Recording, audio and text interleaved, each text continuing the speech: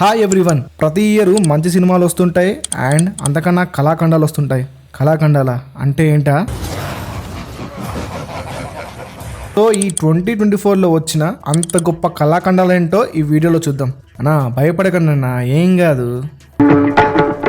First cinema ఏంటంటే family star. ఏంటి భయ్యా ఈ సినిమా పేరు చెప్పావు అంటారు మనోళ్ళు. ఈ దారుణాన్ని ఎప్పుడో చూసి మర్చిపోయాం కదా, మళ్ళీ ఎందుకు గుర్తు చేస్తున్నావు అంటారు మనోళ్ళు. సో ఈ 2024లో వచ్చిన ఫస్ట్ కళాఖండం ఏదంటే అది ఫ్యామిలీ స్టారే. పర్లేదు, మంచి డైరెక్టరే అండ్ ఒక మంచి హీరోనే. వీళ్ళిద్దరి కాంబినేషన్లో మంచి సినిమా వస్తుందని అందరు ఎక్స్పెక్ట్ చేశారు, కానీ వచ్చింది మాత్రం పెద్ద రాడ్. డైరెక్టర్ పరశురామ్ నుంచి కొత్త కథలు ఎక్స్పెక్ట్ చేయదేమో. ఆయన ప్రీవియస్ ఫిల్మ్ చూస్తే స్టోరీకి పెద్ద ఇంపార్టెన్స్ ఇవ్వకపోయినా స్క్రీన్ ప్లేలో మ్యాజిక్ చేస్తాడు, కానీ ఈ సినిమాలో మాత్రం స్క్రీన్ ప్లేలో మాత్రం బ్లాక్ మ్యాజిక్ చేశాడు. ఒక రొటీన్ కథ, routine screenplay and everything రొటీనే ఉంటుంది. వీటిని పట్టుకొని సినిమాని ఎలా హిట్ చేద్దాం అనుకున్నాడు లార్డ్ అంటే మన లార్డ్ కాదయ్యా, ఈ లార్డ్. హీరో లైఫ్లోకి హీరోయిన్ రావడం, తర్వాత వాళ్ళ జన మధ్య మనస్పర్ధలు, ఆ తర్వాత అది ఇది. అసలు నువ్వు ఏం చెప్దాం అనుకున్నావు అన్న, ఒక్క ముక్క అర్థం కాలేదు. సినిమా మొత్తం చూసిన తర్వాత నా పొజిషన్ ఏంటి తెలుసా? పాములు పట్టేవాడు పాము కాటికే పోయినట్టు కళావైద్యుడు కళావైద్యం వికటించి కాళ్ళు చేతులు పోగొట్టుకున్నాడు. ఇక నెక్స్ట్ కళాఖండం ఏంటి తెలుసా? ఈదవది సైదవ్. ఈ సినిమా సైలెంట్గా వచ్చి పెద్ద హిట్ అవుద్ది అనుకున్నా, కానీ సైలెంట్గా వచ్చి పెద్ద రాడ్ అయింది. రాడే కాదు, రాడ్ రంబోలా అయింది. నేను బాగా హట్ అయిన విషయం ఏంటంటే వెంకటేష్ గారిని చాలా రోజుల తర్వాత మాస్ యాంగిల్లో చూస్తామని ఎక్స్పెక్టేషన్స్ ఎక్కువ పెట్టుకున్నా.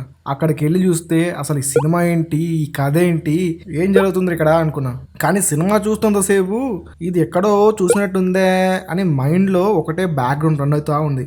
సర్లే ఏదైతే సినిమా బాగుంటే చాలనుకున్నా, కానీ వెళ్ళే కొద్దీ అస్సలు ఇంప్రెస్ చేయలేదు. పొంగల్కి మంచి ఆప్షన్ అనుకున్నా ఈ సినిమా, కానీ ఇలా రాడ్లతోటి రోడ్ వేస్తే ఎలా?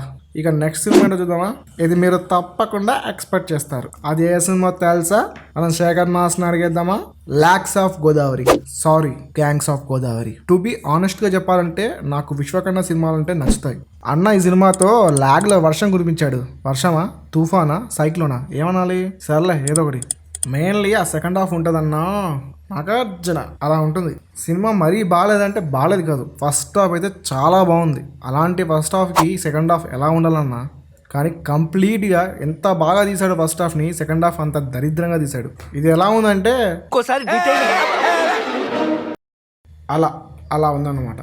ఇంకో విషయం ఏంటంటే, ఏంటి భయ్యా అందరూ కేజీఎఫ్, పుష్ప లాంటి సబ్జెక్ట్ మీద పడ్డారు. ఓకే, పుష్ప కూడా కేజీఎఫ్ రూట్లోనే ఉంటుంది, కానీ పుష్ప వెళ్ళే రూట్ కొంచెం వేరేలా ఉంటుంది. ఇది కూడా సేమ్ పుష్ప అండ్ కేజీఎఫ్ లాగా హీరో జీరో నుండి హీరోగా ఎలా అయ్యాడు అనే పాయింటే, కానీ దీన్ని సరిగ్గా ఎగ్జిక్యూట్ చేయలేదు. జీరో నుండి హీరోగా ఎలా అయ్యాడన్నా అనే పాయింట్ని ఎలా తీసాడు తెలుసా?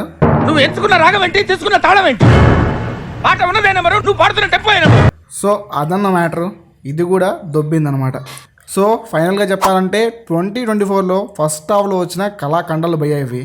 ఇకపై ఎన్ని వస్తాయో తెలీదు, వస్తే నోట్ చేసుకొని సెకండ్ పార్ట్లో ఇస్తా. ఈ వీడియో నచ్చితే మాత్రం లైక్ అండ్ షేర్ తప్పకుండా చేయండి. ఛానల్ని సబ్స్క్రైబ్ చేయడం మాత్రం అస్సలు మర్చిపోకండి. మీరు ఇచ్చే సబ్స్క్రైబ్ అనే సపోర్ట్తోనే మేము ఎంతోగానో ముందుకు వెళ్తాం. Thank you.